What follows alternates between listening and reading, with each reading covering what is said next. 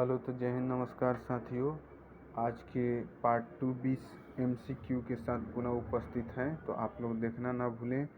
ये जो topic series चलाया जा रहा है, अप टू डेटेड टॉपिक भी और प्रीवियस पैटर्न के टॉपिक को भी शामिल किया गया है, जो बेहद ही आगामी एग्ज़ाम के लिए इम्पोर्टेंट साबित होगा। तो इसलिए देखना ना भूलें, और वीडियो अच्छा लगे तो चैनल को लाइक और सब्सक्राइब करना न भूलें, क्योंकि आपका लाइक और सब्सक्राइब करना हमको मोटिवेट करता है। तो चलिए आइए देखते हैं। लहोनक झील किस राज्य में है? तो लहोनक झील सिक्किम में है। लचेन घाटी भी सिक्किम में है। इंद्रेणी सस्पेंशन पुल भी कहाँ है? सिक्किम में है। ये तीनों क्यों चर्चा में है?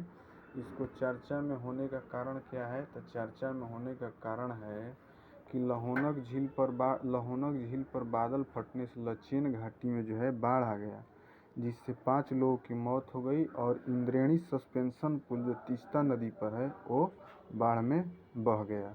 तो इसलिए कहीं ना कहीं बहुत इम्पोर्टेंट है, भी आई है। ठीक है, उम्मीद करते हैं समझ गए होंगे। तो चलिए नेक्स्ट की तरफ बढ़ते हैं। नेक्स्ट क्वेश्चन क्या है? नेक्स्ट है 1901 से नोबेल पुरस्कार दिया जा रहा है, तो अब तक कुल कितने व्यक्तियों को नोबेल पुरस्कार दिया जा चुका है? तो 1000 को, जिसमें से 900 पुरुष को और 65 को महिलाएं को और 27 संगठन को। तो ये क्वेश्चन जो है बेहद ही इम्पोर्टेंट होने जाने वाला है, बेहद ही इम्पोर्टेंट होने जाने वाला है। उम्मीद करते हैं ये समझ गए होंगे। चलिए नेक्स्ट की तरफ बढ़ते हैं।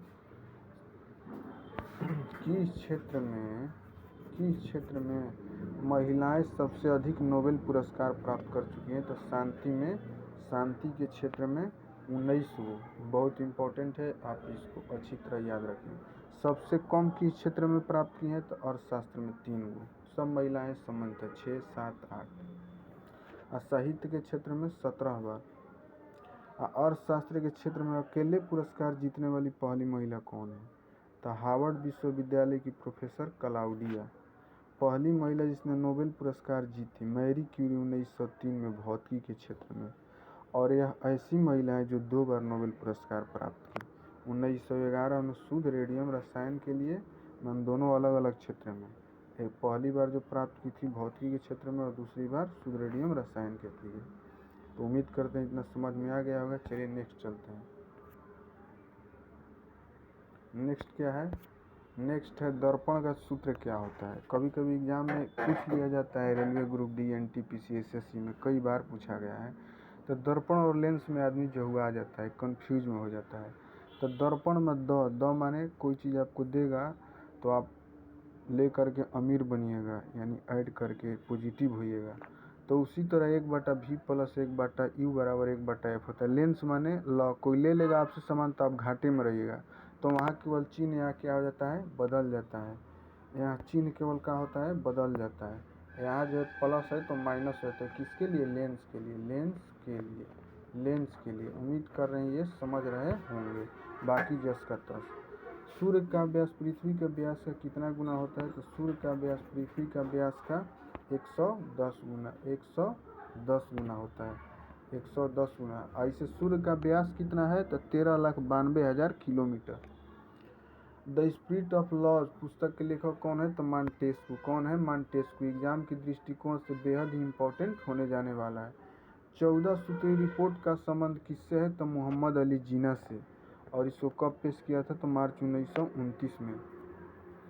उसी तरह सभी सूत्री कार्यक्रम जो है एक जगह एकत्रित कर दिया गया है, जो कहीं न कहीं हर परीक्षा में पूछा गया है और पूछा जाने की 110% संभावनाएं भी है। इसलिए आपका कन्फ्यूजन इस वीडियो देख लेने से दूर हो जाएगा। सभी को एक जगह सजा दिया गया। 20 सूत्री 1975 इंदिरा गांधी प्रधानमंत्री थी उनके शासनकाल में, और किस पंचवर्षीय योजना में? तो 5वीं लिखा हुआ है। 15 सूत्री तो 2005 में अल्पसंख्यक समुदाय के लिए, उस समय भारत के प्रधानमंत्री मनमोहन सिंह थे।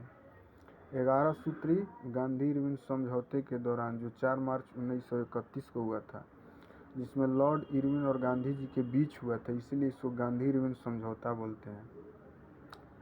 ये समझौता में 10 समझौता को स्वीकार कर लिया था, लेकिन एक समझौता को वो इरविन जो है ठुकरा दिया, नहीं माना।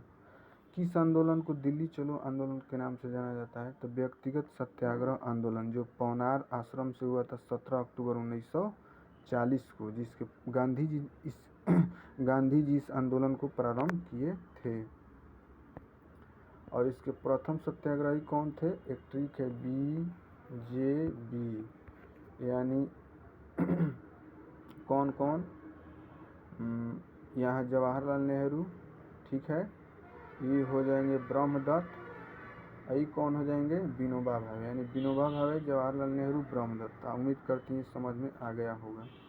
चलिए आगे चलते हैं। दिल्ली समझौता किसको कहते हैं? जैसे दिल्ली चलो आंदोलन है, दिल्ली समझौता में बहुत कन्फ्यूजन रहता है, तो गांधी इरविन समझौता को ही दिल्ली समझौता कहते हैं। अब वहाँ दिल्ली चलो आंदोलन तो समझ ही रहे हैं, आंदोलन जुड़ा हुआ है व्यक्तिगत सत्याग्रह में, तो दिल्ली चलो आंदोलन कहेंगे, जो 1940 में हुआ था।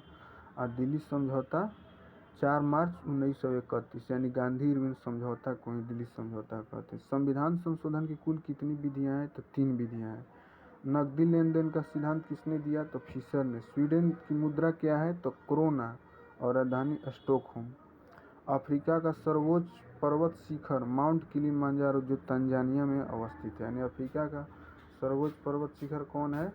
माउंट किलिमंजारो, जो कहाँ है? तंजानिया में है। आप इसको अच्छी तरह नोट कर लेंगे। उम्मीद करते हैं वीडियो अच्छा लगा होगा।